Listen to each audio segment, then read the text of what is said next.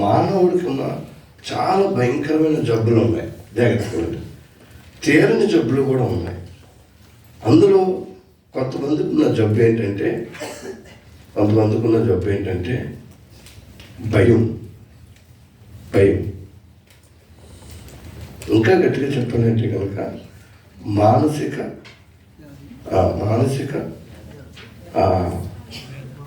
వేదన, ఆందోళన. డాక్టర్ కూడా ట్రీట్మెంట్ చేయలేని జబ్బు ఏదన్నా ఉంది అంటే అది భయం. మీకు తెలుసా అండి, కరోనాలో చాలామంది చనిపోయారు. దుబాయ్లో కూడా చాలామంది చనిపోయారు. ఎక్కువ చనిపోయిన వాళ్ళు దుబాయ్ వాళ్ళే. దుబాయ్, షార్జా, ఈ యొక్క యుఏఈ కంట్రీ వాళ్ళు చాలామంది చనిపోయారు, ఖాళీ అయిపోయింది. కానీ నిజమైన సత్యం ఏంటంటే కరోనా వచ్చి చచ్చిపోయిన వాళ్ళ కంటే కరోనా వస్తుందేమన్న భయంతో చచ్చిపోయినట్టు ఎక్కువ. ఆ కరోనా రాకముందే చెప్పండి, మా ఆవిడకు వచ్చిందట, చచ్చిపోయింది. కాబట్టి నాకు కూడా వస్తే నన్ను కూడా క్వారంటైన్లో పెట్టేస్తాడని విజయవాడ రైల్వే స్టేషన్ పైకి దూకేసాడు. చచ్చిపోయాడు. కొంతమంది భయం ఏంటో తెలుసండి, నేను ప్రేమించిన అమ్మాయిని ఆయన పెళ్లి చేయడమో. ఎవరు? అమ్మాయి నాన్న. ఈడేమో నువ్వు లేక నేను లేను ప్రియా అంటాడు. ఒకవేళ నీ కోసమే పుట్టాను ప్రియా అంటాడు, నీ కోసం ప్రాణం పెడతానంటాడు. ఆయన పెళ్లి చేయడేమో అని చెప్పి, జాగ్రత్తకండి, ఆయన పెళ్లి చేయడేమో అని చెప్పి చచ్చిపోలేదు. అమ్మాయిని చంపేసి చచ్చిపోయాడు. భయం. నా ప్రియమైన స్నేహితులారా, ఈరోజు నేనేం చెప్పాలని ఆశపడుతుంది తెలుసా? మానవుడు భయంతో బతుకుతున్నాడు. మానవుని గుండెల్లో భయం. ఉద్యోగం వస్తుందో రాదో భయం. పిల్లలు పుడతారో లేదో భయం. పుడితే ఆడపిల్లే పుడుతుందో లేదో భయం. దేవుడు ఆయనకి ఆడపిల్ల పుట్టిన ట్రీట్మెంట్, ఒకవేళ మగ పిల్లడు పుట్టిన ట్రీట్మెంట్ లేకపోతేనేమో ఆయన ఆ భయం దేవుడు కనికరించాడు. ఆ యొక్క పాస్టర్ గారు పాపం కోపంగా చెప్తుంటే నాకు కూడా బాధ అనిపించింది. ఆ యొక్క చర్చికి వెళ్ళలేనేమో ఒక భయం, ఒకవేళ బస్సు ఆగుతుందో లేదో భయం. అన్నీ భయాలే. పొద్దున లేచిన కానించి భయం. బాత్రూంలో ఇంకొకటి ఎవడన్నా వెళ్ళిపోతాడో వీడికి భయం. ఆ బాత్రూంలో మళ్ళీ క్యూ, అక్కడ మళ్ళీ పక్కనున్న బాత్రూంలోకి వెళ్ళాలంటే అక్కడ లేడీస్ బాత్రూమ్. పొరపాటున ఈ బాత్రూంలోకి వెళ్ళిపోయి ఆ బాత్రూంలోకి వెళ్ళిపోయి వాళ్ళు కుమ్మేస్తారేమో భయం. మీకు నిజం చెప్పండి, ఇక్కడున్న చాలా మందిలో 95% భయంతోనే బతుకుతున్నారు. ఉద్యోగ భయం, చదువు భయం, పిల్లలు అక్కడ పాస్ అవుతాడే లేదో ఇక్కడ భయం. మానవుడు ఆర్థిక ఇబ్బందులతో నలిగిపోయి ఇబ్బంది నుంచి బయటపడలేని భయం. కానీ ఈ భయం గురించి దేవాతి దేవుడు చెప్తున్న ఒక చక్కని మాటని ఈరోజు మీకు ధ్యానం చేయాలని ఆశపడతాను. పాస్టర్ గారు చాలా పదే చాలా చక్కగా చెప్పిన మాట ఏంటంటే 3:20 కల్లా క్లోజ్ చేయండి అని. కాబట్టి వీలైనంత త్వరలో నేను 3:20 కల్లా క్లోజ్ చేసేస్తాను. అయితే నాకు భయం ఉంది. అదేంటంటే నేను ఎప్పుడైనా సరే ఈ టైం క్లోజ్ చేస్తానని అన్నప్పుడు ఇప్పుడు క్లోజ్ చేయలేదు. అది నా భయం. పాస్టర్ గారికి కూడా ఒక భయం ఉంది. ఇచ్చిన మాట నెరవేర్చడం ఎప్పుడూ కలవనని భయం. కాబట్టి ఈరోజు భయంలో బతకకుండా రియల్ భయం ఏంటో రియాలిటీలోకి వెళ్ళడానికి ప్రయత్నించేద్దాం. నా టైం ప్రకారం 5 నిమిషాలు తక్కువ 3 అయింది. 3:20 కల్లా 25 నిమిషాల్లో చాలా త్వరగానే ముగించేయడానికి ప్రయత్నించాలి. చూడండి, యెషయా గ్రంథం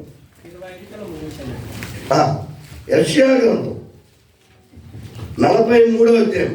మీకు చాలా చక్కని అలవాటు ఉంది, కంట పెట్టడం, దాన్ని చెప్పడం. చాలా సంతోషిస్తున్నాను. నేను పాస్టర్ గారిని హృదయపూర్వకంగా అభినందిస్తున్నాను. అలాంటి వాక్యాన్ని కంటపెట్టించి చెప్పించడం చాలా బాగుంది. అయితే యెషయా గ్రంథంలోనే చాలా చక్కని ఒక మాట రాయబడింది. యెషయా గ్రంథం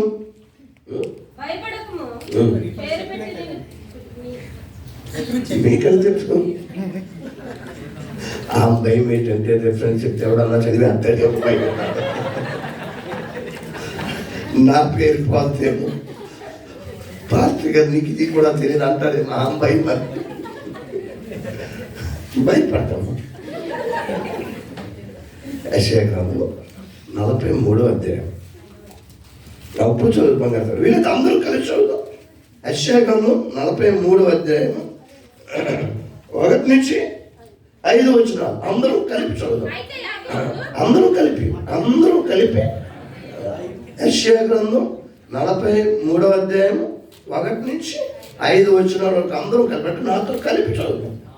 అయితే యాకోబు నిన్ను సృజించిన వాడు యెహోవా, ఇశ్రాయేలు నిన్ను నిర్మించిన వాడు ఇలా సెలవిచ్చున్నాడు, నేను నిన్ను విమోచించున్నాను, భయపడకుము, పేరు పెట్టి నిన్ను పిలిచి ఉన్నాను, నీవు నా సొత్తు.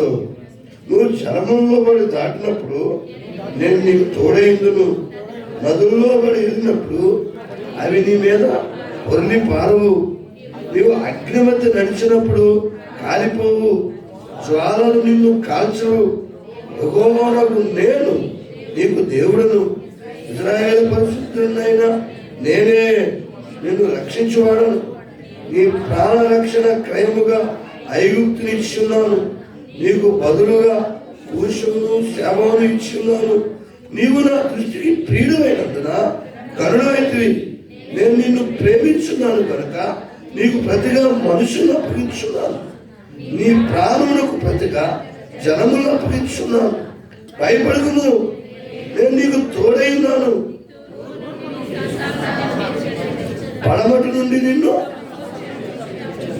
అత్యంత కృప కలిగిన దేవా, ఈ ఉదయకాల మధ్యాహ్న సమయంలో నీ బిడ్డలతో కలిసి నువ్విచ్చే ధైర్యం గురించి మాట్లాడడానికి సాక్షి, నువ్విచ్చే దేవా ఆ గొప్ప దేవా ఆ తృప్తి గురించి మాట్లాడడానికి సాక్షి, నువ్విచ్చే సమాధానం సంతోషం గురించి మాట్లాడడానికి సాక్షి, నువ్విచ్చే వాగ్దానాన్ని వివరించడానికి నేను సరిపోను ప్రభా, అల్పుణ్ణి, పాపిని, అజ్ఞానిని నన్ను వర్గపరిచి నీ స్వరాన్ని నీ బిడ్డలకు వినిపించి, ఎవరికి ఏ భయాలు ఉన్నాయో, ఎవరికి ఏ సమస్యలు ఉన్నాయో, ఎవరికి ఏ అప్పులు ఉన్నాయో, ఎవరి గుండెల్లో వేదన ఉందో దేవా అద్భుతమైన నీ కృప చూపించి, దేవా భయం నుంచి విడిపించి, దేవా ధైర్యంతో నింపి నీ సాక్షులుగా బతకడానికి సాయం చేయమని యేసు నామములో అడుగుతున్నాం తండ్రి, ఆమేన్. అత్యంత కృప కలిగిన దేవుడు ఈరోజు మనకి ఇస్తున్న వాగ్దానం ఏంటో తెలుసా ప్రియులారా? భయపడొద్దు. యాకోబు భయపడొద్దు, ఇశ్రాయేలు భయపడొద్దు. ఈ 2 పేర్లు బహుశా నేను అనుకుంటున్నాను, ఇది నా ఉద్దేశం. ఎందుకు మెన్షన్ చేశాడు తెలుసండి? యాకోబు ఏమో మోరు వలస పొందక ముందున్న యాకోబు అన్న పేరుకి అర్థమైతే మోసగాడు. నువ్వు మోసగాడువా? భయపడద్దు. పాపంలో ఉన్నావా? శాపాన్ని జీవిస్తున్నావా? శిక్షలోనే బతుకుతున్నావా? ఇశ్రాయేలు భయపడద్దు. నీ పేరు యాకోబు, కానీ ఈ రోజు నుంచి నీ పేరు ఇశ్రాయేలుగా మారుతున్నాను. ఎప్పుడు అన్నాడన్నమాట? ఒక రాత్రంతా దేవుని దగ్గర పెనుగులాడి ప్రభువా నేను పాపిని ప్రభువా. యాకోబు ఉన్నది ఏంటో తెలుసా? భయంతో బతుకుతున్నాడు. యాకోబు జీవితంలో చాలా ఉన్నాయి, అన్నిటికంటే డామినేషన్ ఏంటో తెలుసా? భయం.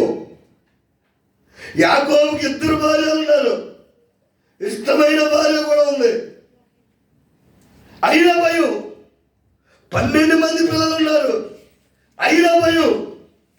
విస్తారమైన డబ్బు ఉంది, కొన్ని వందల వేల గొర్రెలున్నాయి, మేకలున్నాయి, సంపద ఉంది, అయినా భయంతో బతుకుతున్నాడు. అన్న చంపుతాడేమో భయం, మరణ భయం,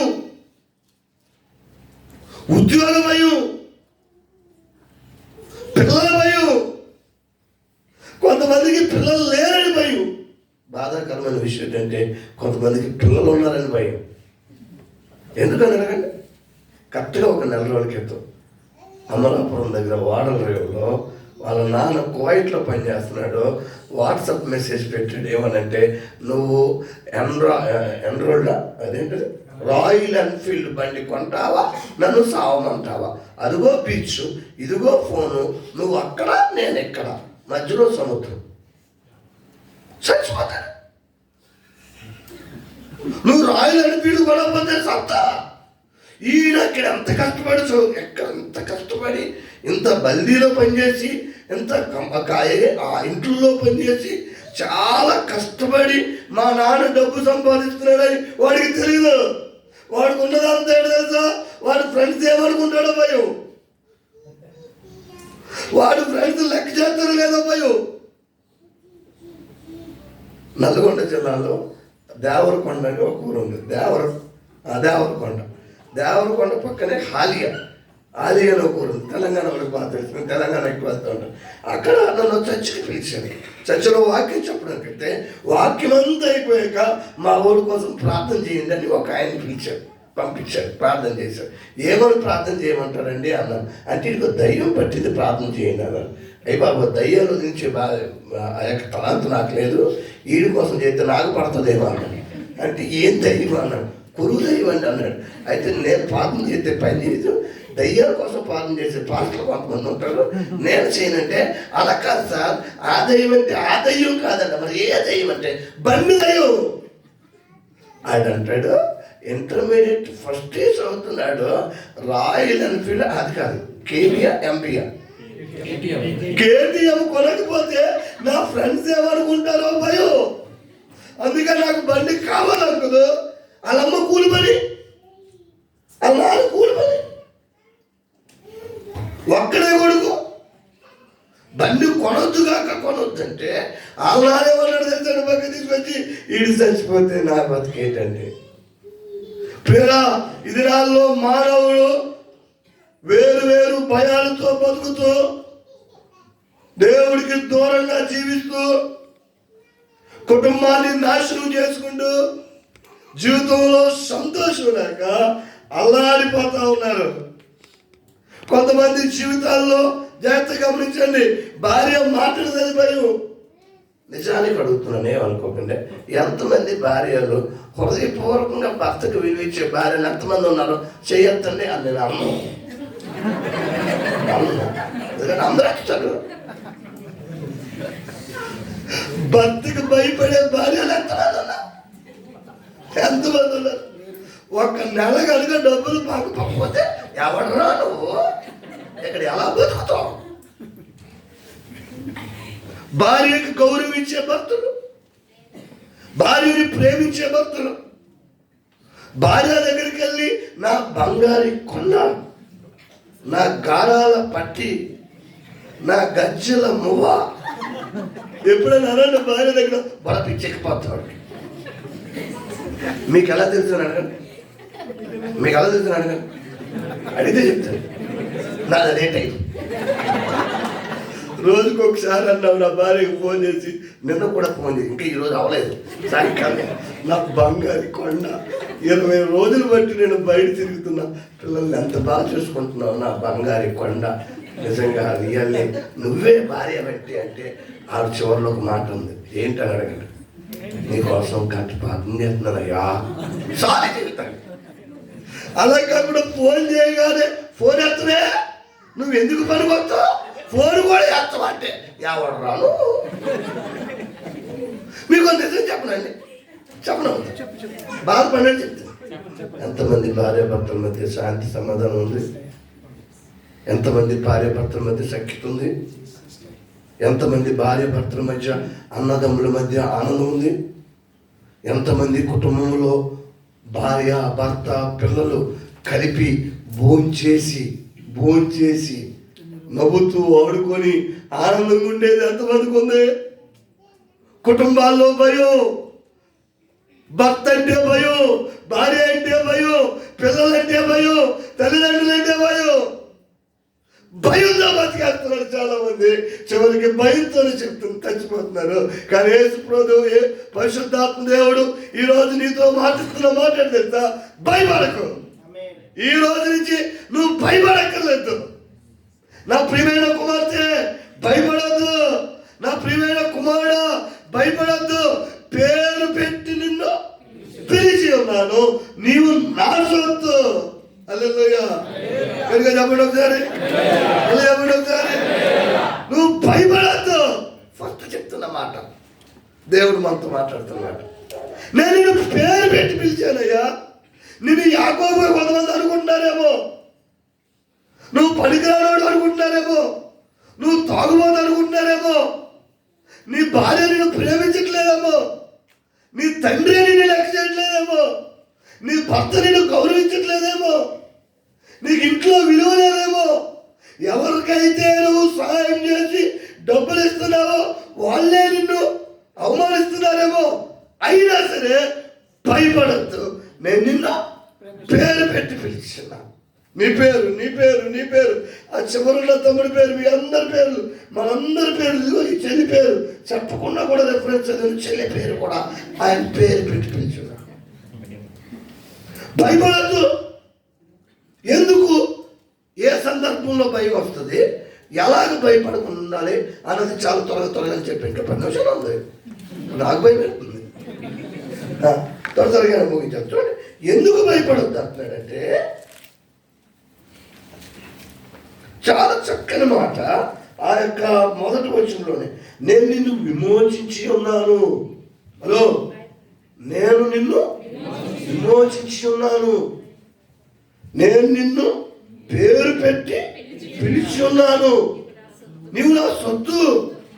ఇప్పుడున్న భాషలో మీకు అర్థమైన చెప్పాలంటే, నేను నీ కోసం ప్రాణం పెట్టాను, నేను నీ కోసం రక్తం కాల్చాను, నేను నీ కోసం సిలువ వేయబడ్డాను, నేను నీ కోసం దేవాది దేవుడినైనా నేను నీ కోసం, నీ క్షేమం కోసం, నీ సమస్య కోసం, నీ భయానికి విడిపించడం కోసం, ఈ యొక్క దాన్ని ఏమంటారు, ఈ లోకంలో శాంతి, సమాధానము, సంతోషంగా బతకడం కోసం ఈ లోకానికి మానవుడిగా వచ్చాను, మనిషిగా పుట్టాను.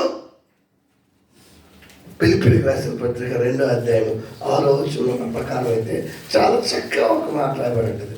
నేను దేవుని స్వరూపం గలవాడై ఉండి దేవునితో సమానముగా ఉండుట విడిచిపెట్టకూడని భాగ్యమని నేనే చూద్దాం. విడిచిపెట్టకూడని భాగ్యమని ఎంచుకోలేదు. కానీ అలా అయ్యలరా మనుషుల పోలిక పుట్టి దాసుని స్వరూపం ధరించుకొని, ఇంకో మాట కూడా ఉంటుంది అక్కడ, మీకు తెలుసా, ఆకారం ముందు మనుషులు లెక్కబడి మరణం పొందినంత వరకు చూపిన వాడై తన్ను తాను తగ్గించుకుని. ఎంత చక్కని మాట. అలా చూడండి, జాగ్రత్త. అంటే నీ కోసం, నా కోసం, మనల్ని విమోచించడం కోసం. ఇందాక పాస్టర్ గారు చాలా చక్కని ఆ వాగ్దానానికి అర్థవాక్యం ఇచ్చారు. 28:16 ఆ యొక్క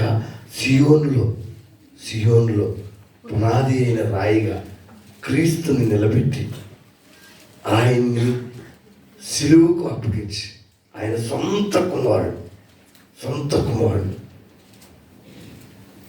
నీకు బదులుగా, నాకు బదులుగా, మనకు రావలసిన శిక్షకు బదులుగా ఆయన సిలువలో వేలాడదీశాడు.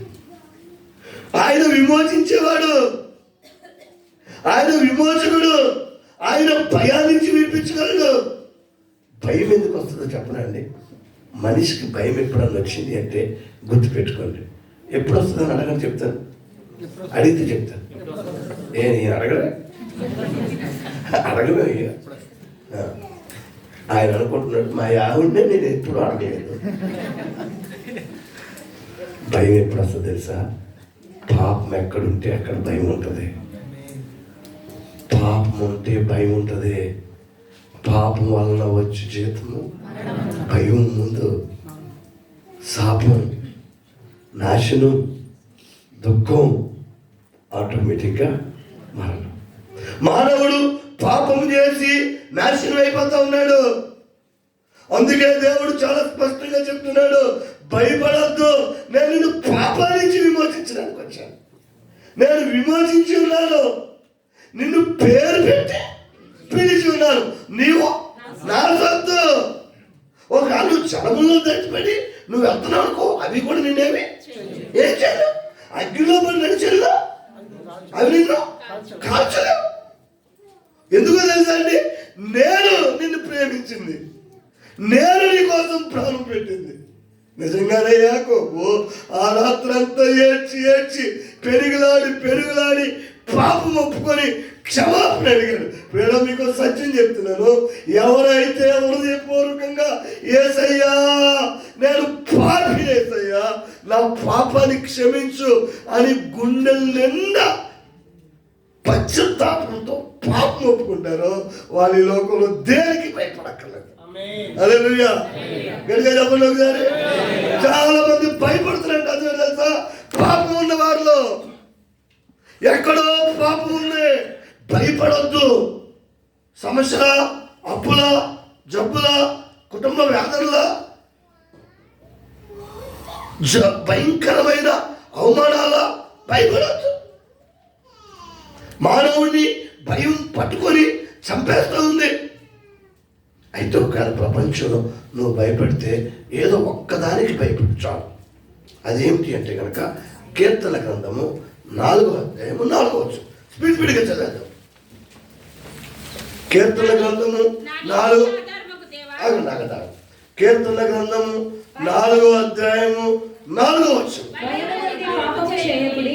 మీరు పడకల మీద నుండగా మీ హృదయములలో ధ్యానము చేసుకొని భయము నొంది పాపము చేయకుడి. ఏంటి చెప్పండి, మళ్ళీ చెప్పండి. ఎవరైతే భయము నుండి పాపం చేయకుండా ఉంటారో అసలు ఈ ప్రపంచంలో దేనికి భయపడక్కర్లేదు. మానవుడు భయపడడానికి కారణం పాపం మనిషిని చంపేస్తుందండి. పాపం బ్రతకలేదు, పాపం నిద్రపాటు లేదు. అన్ని పాపాల కంటే ఒక పాపం ఒకటి, మీకు అర్థమయ్యే ఒక పాపాన్ని చెప్పనవుతాయి. తిరగబడే పాపం, భర్త మీద తిరగబాటు, భార్య మీద తిరగబాటు, పాత్ర గారి మీద తిరగబాటు. ఏ బస్సు పెట్టలేరా, నా కోసమేనా ఇంత ప్రసంగం, ఇంతమందిలో చెప్పాలా, ఒక నిమిషం ఆగదా, తిరగబాటు. నెక్స్ట్ టైం రాడైనా, నాకు తెలిసి డౌటే ఆయన రాడు. పాత్ర గారి మీద తిరగబాటు, పాత్రమ్మ గారి మీద తిరగబాటు. పాట పాడి ఈయనే పాడాలా, నేను పాడలేనా, నాకు రావా పాటలో. మనుషుల మీద తిరగబాటు, తిరుగుబడే స్వభావం. చాలా మంది కుటుంబాల్లో సమస్యల కారణం తెలుసండి తిరుగుబడుట. లేదు, దాన్ని ఇంకో మాటలో చెప్పాలంటే దాని ఏమంటారు, తిరస్కరించుట. సామెతలు 11-12 వచనంలో చాలా చక్కని మాట ఉంటుంది. ఎదుటి వాడిని తృణీకరించేవాడు బుద్ధి లేనివాడు. చాలా మంది బుద్ధి లేని జీవితాన్ని జీవిస్తూ ఉన్నారు. తన పొరుగు వారిని తృణీకరించేవాడు బుద్ధి లేనివాడు. హలో, మీకు నిజం చెప్పడా, మీలో భయం ఉండి సర్వనాశనం అయిపోవడానికి కారణం ఏంటో తెలుసా, ఎదుటోడిని తృణీకరించడం. బాబా వీడు వేస్తే, బాబా వీడు వేస్ట్, నువ్వే వేస్తే, నువ్వు సిగరెట్ ఇచ్చి ఎవరికి చెప్పకుండా ఉంటున్నావు, ఇది ఇచ్చి చెప్పేస్తున్నాడు. టోటల్గా ముగ్గురు వేస్తే పాస్టర్ గారికి అది తెలియక, రే బాబు నా కోసం రాకండి, దేవుడి కోసం రండి, దేవుడి కోసం. చాలా మంది చర్చికి ఎందుకు వస్తున్నారు నరకని చెప్తాను, అడిగితే చెప్తాను, చచ్చిపోతారేమో అని. బాబు చర్చికి రాకపోతే పాస్టర్ గారు ప్రార్థన చేయకపోతే చచ్చిపోతారేమో, అయ్యి బాబు సార్ అలా కనబడి వచ్చేద్దాం అని వస్తారంటే. కొంతమంది పాస్టర్ ఎందుకు వస్తుందో తెలుసా, ఏదో ట్రీట్ ఉంటుంది, ఎవడో కూతురు పడుతుంది ట్రీట్ ఇస్తాడు, ఎవడో వస్తారు ట్రీట్ ఇస్తారు, తినే వెళ్ళిపోయే ముందు తినేసిపోతే అక్కడ అనుకోవడం. చాలా మంది ఆ టైపు. మీకెంత తెలుసు అడగండి, నాది అదే టైపు, నాది అదే టైపు. చచ్చిపోవాలనుకున్నాను నేను భయంతో. ఎందుకు అని అడగండి. దేవుడి దయ వల్ల 10వ తరగతి చదువుతున్నప్పుడు నేను పరీక్షలు రాత్రి దేవుడి దయ వల్ల అన్నీ పాస్ అయిపోయాను. 5 తప్ప. నేను పరీక్ష రాత్రి దేవుడి దయ వల్ల అన్నీ పాస్ అయిపోయాను. నేను తప్ప పాస్ అయింది ఏంటి? ఆ ఒకటేంటి నీకెంత తెలుసు? ఏదో టైప్. మనోడు అనుకుంటున్నాడు మేము అదే టైప్ కాబట్టి ఎక్కడ కూర్చుంటా.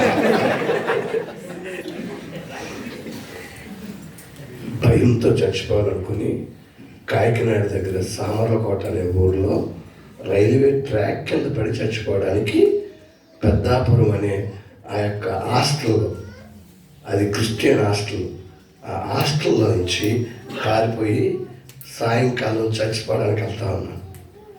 క్రిస్టియన్ని, సండే స్కూల్ స్టూడెంట్ని, మా పెదనాన్న పాస్టరు, కానీ దేవుడు భయం లేదు.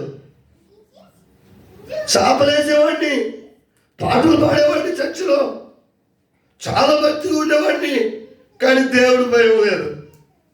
దేవుడంటే సరదా, దేవుడంటే వేళకోళం, పాస్టర్ గారు అంటే లెక్కలేనితనం, ఇష్టానుసారమైన జీవితం. దౌర్భాగ్యమైన పరిస్థితి ఏంటో తెలుసా అండి? దొంగతనం చేసే ముందు ప్రభు దొంగతనం చేస్తాను, నువ్వు గొప్ప దేవుడు కదా, అడిగితే ఇస్తానన్నావు కదా, ఈ దొంగతనం కనబడకుండా చేసేసాను. ఆ టైపు దొంగ ఉంటాను. ఆ చెల్లి అనుకుంటుంది ఈడు కూడా ఎవడు నా టైప్. భక్తిపరుడు అండి.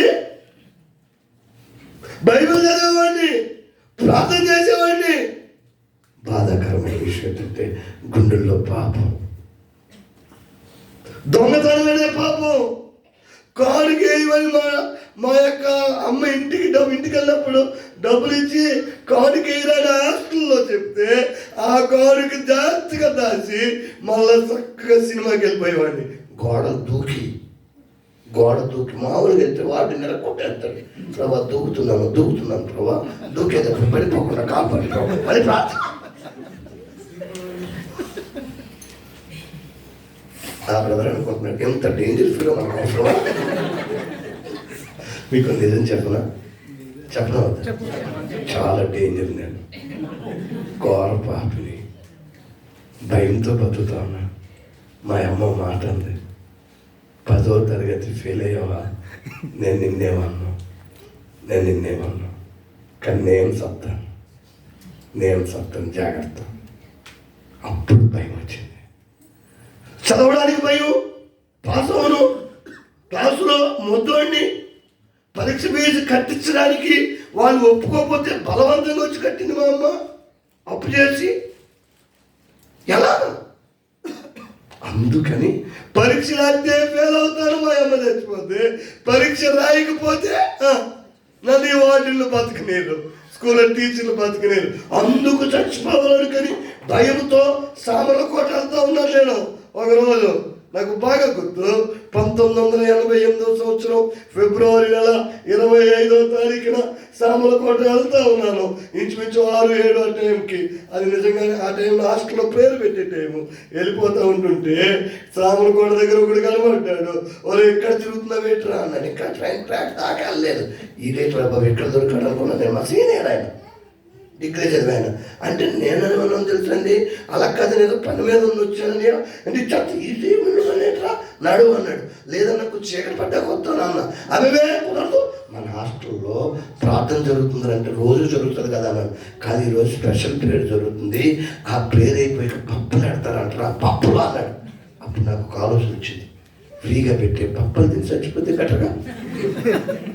ఈయన బాగా కూడా వదిలేడు. పప్పలు తినడానికి వెళ్ళాను. ప్రియులరా, ఏం జరిగిందని అడగండి. ఆ రోజు వాక్యం చెప్తున్నాడు ఒక ఆయన, పాపంలో బతుకుతున్నావా, నాశనం అయిపోతావు. సినిమాలకి బానిస అయిపోయావా, సిగరెట్లకి దోసులు అయిపోయావా, వ్యభిచారానికి అలవాటు అయిపోయావా, దొంగోడువా, వ్యాసదారువా, ఎంతకాలం ఈ బతుకు, ఎంతకాలం? ఓయి నిద్రపోతా, ఎవరో గురించి చెప్తున్నాడు ఆయన. ఓయి నిద్రపోతా, ఎంతకాలం పాపంలో ఉంటావు, ఎంతకాలం నాశనానికి పరిగెడతావు? ఎంతకాలం ఈ జబ్బులు, ఎంతకాలం ఈ సమస్యలు, ఎంతకాలం నీ జీవితాన్ని నాశనం చేసుకుంటావు? ఈ రోజన్నా మారు మనసు పొందు, పాపం ఒప్పుకో. ఈ రోజన్నా క్షమాపణ అడుగు, లేదా నువ్వు సత్య నరకానికి వెళ్తావు. అగ్ని ఆడదు, పురుగు చావదు. జాగ్రత్త. ఆ రోజు చాలా భయం వేసింది నిజంగానే. చాలా గట్టిగా చెప్పాడు ఒక ఆయన, పాపం ఒప్పుకో, మారు మనసు పొందు, బాప్తీసం తీసుకో. 3 మాటలు. పాపం ఒప్పుకో, మారు మనసు పొందు, బాప్తీసం తీసుకో. ఏం చెప్పండి ఒకసారి? గట్టిగా చెప్పండి ఒకసారి. బతుకుతావు లేదా పోతావు. నరకం, అగ్ని ఆడదు, పురుగు చావదు. అక్కడ నరకం, బతికితే కూడా నరకం. ఆ వాక్యం చాలా గట్టిగా చెప్తుంటే నాకు చాలా భయం వేసింది. నా గురించి ఈయన ఎలా చెప్పేస్తారని భయం వేసింది. నిజంగా మీరు నమ్ముతారా లేదా, ఆ రోజు గుర్తుకొచ్చిన పాపాలన్నీ ఒప్పుకున్నాను, క్షమాపణ అడిగాను. ఏసఐ దగ్గర చచ్చి అయిపోయిన తర్వాత నిజంగానే పప్పులు పెట్టారు. ఆ రోజు డబల్ పప్పులు వచ్చాయి, ఎందుకంటే పిలిచినంతమంది రాలేదు. మిగిలిపోయే స్నాక్స్ పెట్టారు. నేను బయటకు వచ్చాకంటే సరే ఆలోచిస్తున్నాను, సామలకోట వెళ్దామా, హాస్టల్లోకి వెళ్ళిపోదామా? హాస్టల్లోకి వెళ్ళిపోయాను. మీరు నమ్ముతారా లేదో, ఆ రోజు నుంచి బైబిల్ చదవడం మొదలుపెట్టాను, ప్రార్థన చేయడం మొదలుపెట్టాను. వెంటనే బాప్తిజం కూడా తీసుకున్నాను. బాప్తిజం తీసుకున్నాను. చదువు తరగతిలో తీసుకోలేదు. పాపం ఒప్పుకొని బైబిల్ చదవడం మొదలుపెట్టి ప్రార్థన చేస్తాం మొదలుపెట్టాక నేను ఒక్కగానే ఉంది పరీక్షల టైము. పరీక్షలు రాత్రికి చదువుతూ ఉంటే ఆ నెల కష్టపడి చదివాను. దేవుడు ప్యాస్ అయిపోయాను. నేను ప్యాస్ అయిపోతే మా మాస్టర్కి డౌట్ వచ్చింది, ఎలా ప్యాస్ అయ్యరా? నాకు అదే డౌట్ సార్ అన్నాను. నీకే డౌట్ ఇస్తే నాకు ఎంత డౌట్ రాలేదు. ఇంటర్మీడియట్లో జాయిన్ అయ్యాను. మా వాడు ఏం చేశాడు తెలుసా, ఫీజు ఆయనే కట్టాడు. ఇంటర్మీడియట్ చదువుతాను, ఇంటర్ పాస్ అయిపోయాను. డిగ్రీ రాశాను, డిగ్రీ పాస్ అయిపోయాను. బీఈడి రాశాను, బీఈడి పాస్ అయిపోయాను. ఓ స్కూల్కి ప్రిన్సిపాల్ అయిపోయాను. ఏఎంజీ ఇండియా ఇంటర్నేషనల్ అని చిలకలూరుపేట, వైజాగ్, రాజమండ్రి స్కూల్లో ప్రిన్సిపాల్గా చేశాను. 10th క్లాస్ ఫెయిల్ అయిన క్యాండిడేట్ ప్రిన్సిపాల్. హల్లెలూయా. గట్టిగా చెప్పండి ఒకసారి. ఆ తర్వాత సువార్త చెప్పడం మొదలు పెట్టాను, ముగించేస్తున్నాను. సువార్త చెప్పడం మొదలు పెట్టాను. మా ఆవిడ పెళ్లి చేసుకున్న తర్వాత కట్నం ₹1 తీసుకోకుండా పెళ్లి చేసుకున్నాను. పెళ్ళి అయిన తర్వాత నా భార్య అంది, ఏమయ్యా నువ్వు ప్రిన్సిపాల్వా, నేను ఇంకా పెద్ద పోస్ట్ వస్తుంది అనుకున్నాను. ఖచ్చితంగా ప్రార్థన చేసి, ప్రభువా నువ్వు నాకు సహాయం చేయను, బ్యాంక్ పోస్ట్ వస్తే బ్యాంక్ మేనేజర్ అయిపోయాను. నేను బ్యాంకు మేనేజర్ ఒక కారు హై లెవెల్. అయితే నా క్లోజ్ ఫ్రెండ్ ఒక ఆయన ఉన్నాడు. ఆయన రోజు డెప్ మీద కొట్టి, ఎందుకు పని కొత్తలో ఈ జాబ్ ఎందుకు రా అన్నాడు. మీకు కూడా తెలుసు ఆయన ఎవరన్నారు కానీ, ఎడ్వర్డ్ విలియమ్స్ గారు. ఎడ్వర్డ్ విలియమ్స్ గారు నేను చాలా క్లోజ్ ఫ్రెండ్స్. ఓ రకంగా ఆయన గురు. సేవకురారా, ఆ యోనాలా పోతావు, ఎలా మరుముంచుకుందో అన్నాడు. యోనా మెసేజ్ ద్వారా యోనా అలాగే పోయాడు. ఇప్పుడు కన్నా అది సేవకురా. 2012లో సేవకు సమర్పించుకున్నాను. సేవకు వచ్చాను. చరిత్ర మారిపోయాను. తమిళ నేను ముగించేస్తున్నాను. ముగించింది ఒక్క మాట అడుగుతాను, అడగనా వద్దా? గుండెల్లో పాపం పెట్టుకున్నావా, నాశనానికి పరిగెడుతున్నావు. పాపం ఒప్పుకొని దేవుని దగ్గర బాప్తిజం తీసుకున్నావా, చరిత్ర మారిపోతుంది. చరిత్ర మారిపోతుంది. నా చరిత్ర మార్చేశాడు. యోనా చరిత్ర మార్చేశాడు. కుంటి ఆయన పుట్టి గుడ్డివాడు చరిత్ర మార్చేశాడు. భయపడద్దు, నేను నిన్ను పేరు పెట్టి పిలుచున్నాను, నీవు చెప్పావు. కళ్ళు మూసుకుందాం, ప్రార్థించాను. ఒక్కసారి పరీక్షించుకుందాం. ప్రియమైన సంగమా, నా ప్రియమైన స్నేహితుడా, పాపం ఒప్పుకో. బాప్తీసం తీసుకోవడానికి ఒక తీర్మానం తీసుకో. నమ్మి బాప్తీసం పొందినవాడు రక్షించబడను, నమ్మని వాడికి శిక్ష విధించబడను. నేను 10th పాస్ అయ్యాను, బాప్తీసం తీసుకున్నాను. ఏ రోజు బాప్తీసం తీసుకున్నానో ఆ రోజు నుంచి ఆశీర్వాదాలు స్టార్ట్ అయ్యాయి. ఏ రోజైతే పాపం ఒప్పుకొని పశ్చాత్తాపడి క్షమాపణ అడిగానో గుండెల్లో ధైర్యం మొదలైంది. ఏ రోజు బాప్తీసం తీసుకున్నారో ఆశీర్వాదాలు ప్రారంభించబడ్డాయి. దేవుడిని ఆశ్రయించబోతున్నాడు. దేవుడు నీ సమస్య నుంచి విడిపించబోతున్నాడు. దేవుడు నీ అప్పు నుంచి తగ్గించబోతున్నాడు. నీ జబ్బుల, ఆర్థిక ఇబ్బందుల, కుటుంబ సమస్యల పాపం ఒప్పుకో, క్షమాపణ అడుగు. యేసయ్య నీ కోసం తగ్గించుకున్నాడు. నువ్వు కూడా తగ్గించుకొని పాపం ఒప్పుకొని నీ కోసం బతుకుతాను ప్రభా. బాప్తీసం తీసుకోకపోతే బాప్తీసం ఇప్పుడే తీసుకుంటాను ప్రభా. ఈ నెలలోనే నీ బిడ్డగా బతుకుతాను. చెప్పగలమా? ప్రార్థన చేసుకుందాం, పరీక్షించుకుందాం, సరి చేసుకుందాం. కళ్ళు మూసుకుందాం, ప్రార్థన చేసుకుందాం. నేను మీకోసం ప్రార్థన చేస్తాను, చిన్న ప్రార్థన. అయితే మీలో ఎవరైనా యేసయ్యా నేను పాపిని, నన్ను క్షమించు, నేను కూడా నిన్నే నమ్ముకుంటాను, నువ్వు నన్ను పేరు పెట్టి పిలుచున్నావు అని నమ్మితే మీరు 2 చేతులు పైకెత్తి చూపించండి. నేను కూడా మీకోసం ప్రార్థన చేస్తాను. నేను కూడా మీకోసం ప్రార్థన చేయబోతా ఉన్నాను. నీ చరిత్ర మార్చేసే దేవుడు నా చరిత్ర మార్చేశాడు. యాకోబు చరిత్ర మార్చేశాడు. నీ చరిత్ర కూడా మార్చేస్తాడు. పాపం ఒప్పుకో, పాపం ఒప్పుకో, నాశనాన్ని విడిచిపెట్టు. చివరిగా బాప్తీసం తీసుకోవడానికి తీర్మానం తీసుకో. ఒక బాప్తీసం తీసుకోవడానికి తీర్మానం తీసుకో. చరిత్ర రాకపోతే 2 చేతులు పైకెత్తి పాపం ఒప్పుకున్నావు, క్షమాపణ. ఎవరైతే యేసయ్యా నేను బాప్తీసం తీసుకుంటాను, దానికి ముందు మారు మనసు పొంది పాపం ఒప్పుకుంటాను, అయితే నా సమస్యది చెప్పు చూడు, చరిత్ర చరిత్ర అత్యంత కృప కలిగిన దేవా, జీవము కలిగిన తండ్రి, ఇంత మంచి మందిరంలో, ఇంత మంచి సేవకులతో, ఇంత మంచి సేవకురాలతో, ఇంత చక్కని బిడ్డలతో కలిసి నీ వాక్యం చెప్పే గొప్ప వాక్యం ఇచ్చినందుకు నీకు వందనాలు ప్రభా. నేను సరిపోను ప్రభా, నేను యోగ్యుని కాదు ప్రభా, చదువురాని మొద్దోడిని, డబ్బు లేని పేదోడిని, దేవా దేవా ఎందుకు పనికిరాని వాడిని పేరు పెట్టి పిలిచావు. చరిత్ర మార్చేసావు, చరిత్ర మార్చేసావు. యోగ్యత లేని నా చరిత్ర మార్చు. ఇదిగో ఈ చెల్లుల చరిత్ర, ఈ తమ్ముళ్ళ చరిత్ర, ఇక్కడ ఉన్న అన్నల చరిత్ర, చరిత్రలు మార్చే దేవుడు. పెంట గొప్పల మీద ఉన్న వారిని పైకి లేవనెత్తే దేవుడు. దీనులను, పేదలను ప్రధానులతో కూర్చుని పెట్టే దేవుడు. ఇక్కడున్న ఏ చెల్లి, ఏ తల్లి, ఏ తమ్ముడు, ఏ అన్న, ఏ బాధ, ఏ సమస్యలో ఉన్నారు, ఏ కష్టంలో ఉన్నారు, నేను చచ్చిపోవలసిన వాడిని నా బాధతో, ఈ బిడ్డలు ఎవరైతే అలాంటి బాధలు ఉన్నారు విడిపించు, స్వస్థపరచు. సంపూర్ణమైన స్వస్థత, సంపూర్ణమైన విడుదల, సంపూర్ణమైన క్షేమం, సంపూర్ణమైన ఆర్థిక అవసతుల యొక్క లోటు తీరడం మీరు దయచేయండి. అన్నిటికంటే ముఖ్యంగా శాంతి, సంతోషం, సమాధానం కుంటుల్లో నింపి పరలోక రాజ్యం వారసులుగా ఇక్కడున్న ప్రతి బిడ్డను దీవించండి. ఇంకా ఎవరైనా మారు మనసు పొందకపోతే ఇప్పుడే పాపం ఒప్పుకోవాలి, ఈ రోజే క్షమాపణ అడగాలి, ఈ రాత్రి నీ దగ్గర ఒప్పుకోవాలి. ఇంకా ఎవరైనా బాప్తీసం తీసుకోకపోతే దాన్ని అలవాటుగా యాదనగా తీసుకుంటే మనసులో మార్పు తెచ్చేది. బాప్తీసం పొందాలి, నమ్మి బాప్తీసం పొందినడే రక్షించబడతారు. నమ్మని వారికి శిక్ష, ఆ శిక్ష ఎవరి మీదకి రాకుండా మీరే నీ కృపతో నింపి ఆశ్రయించి ఇదిగో ఈ షార్జాలు, ఈ దుబాయ్లు, ఇదిగో ఈ గల్ఫ్ కంట్రీస్ లోనే ఈ బిడ్డలు గొప్ప వ్యక్తులుగా చేసి ఈ బిడ్డల ద్వారా అనేక మంది మారడానికి నువ్వు కృప చూపించమని యేసు నామములో అడిగి వేడుతున్నాం తండ్రి. ఆమేన్.